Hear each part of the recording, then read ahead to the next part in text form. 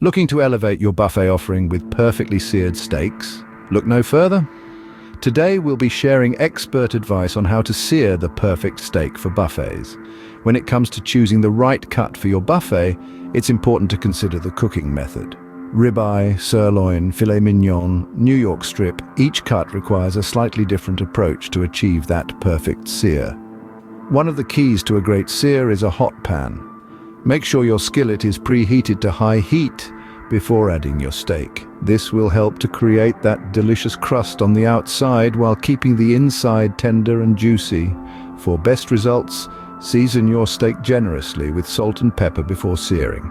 This will enhance the natural flavors of the meat and create a mouth-watering crust. Once your steak is seared to perfection, let it rest before slicing. This will allow the juices to be redistributed, ensuring a juicy and flavorful bite every time. In our quest to elevate your buffet offering with perfectly seared steaks, let's delve deeper into the world of steak cuts. Each cut of steak has unique characteristics that make it more or less suitable for buffet-style serving. First up, we have the ribeye. Known for its rich beefy flavor thanks to the generous marbling throughout, the ribeye is a popular choice for many. However, for buffet serving, its high-fat content might not be ideal as it can become chewy when cooled down. Next, the sirloin. This cut is leaner and can stay tender even when served at room temperature, making it a good choice for buffets. It has a robust, beefy flavor and a satisfying chew that many steak lovers adore. The filet mignon, renowned for its melt-in-your-mouth texture, is another excellent choice. Its tenderness remains even when it cools down, and its mild flavor makes it a versatile choice for various sauces and accompaniments. Lastly, the New York strip. It's a happy medium between the rich flavor of a ribeye and the lean tenderness of a sirloin. However, it can become slightly tough when cooled, so it's best served in smaller, thinner slices. Choosing the right cut for your buffet can make all the difference. Remember, a good steak cut for a buffet should retain its flavor and tenderness even when it's not piping hot. So, consider these factors when planning your next buffet and watch your guests come back for seconds, thirds, and even fourths. Welcome back to our buffet steak series. We've already discussed the right cut of steak for your buffet. Now, let's move on to another crucial aspect, the searing process. Have you ever wondered why some steaks have that deliciously crispy brown crust while others don't? The secret lies in the pan's temperature. A hot pan is crucial for a good sear. Here's why. When you place a steak in a hot pan, the surface of the steak quickly heats up, causing the Maillard reaction.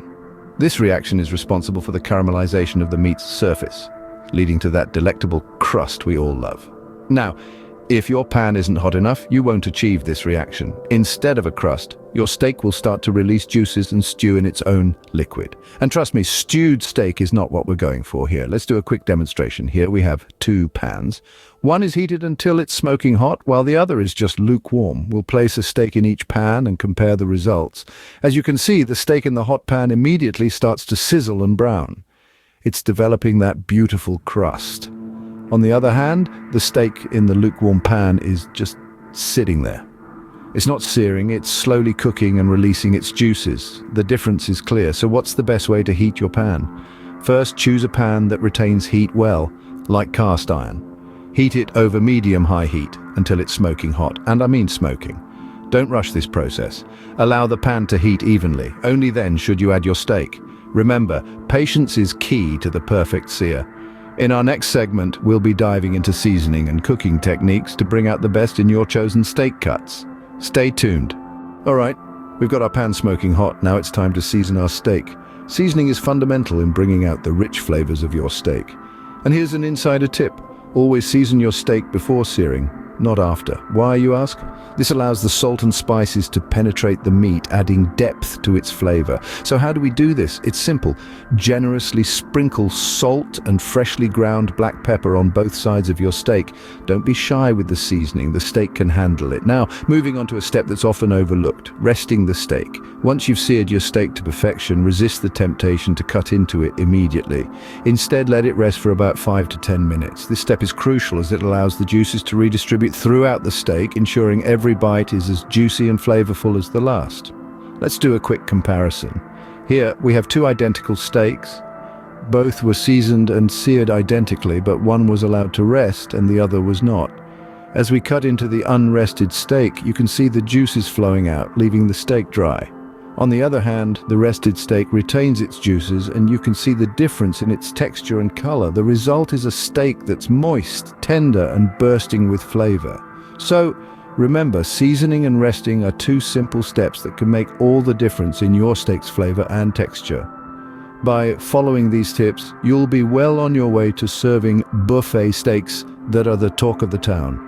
Stay tuned for our next segment, where we'll be exploring cooking techniques to ensure your steaks are cooked to perfection. All right, now that we've discussed seasoning and resting your steak, let's move on to the next important step, slicing and serving. Once your steak has rested, it's time to slice it, but don't just slice it any which way, there's a method to it. You'll want to slice your steak against the grain. Why, you ask? Well, slicing against the grain shortens the muscle fibers, resulting in a steak that's easier to chew and tastes better.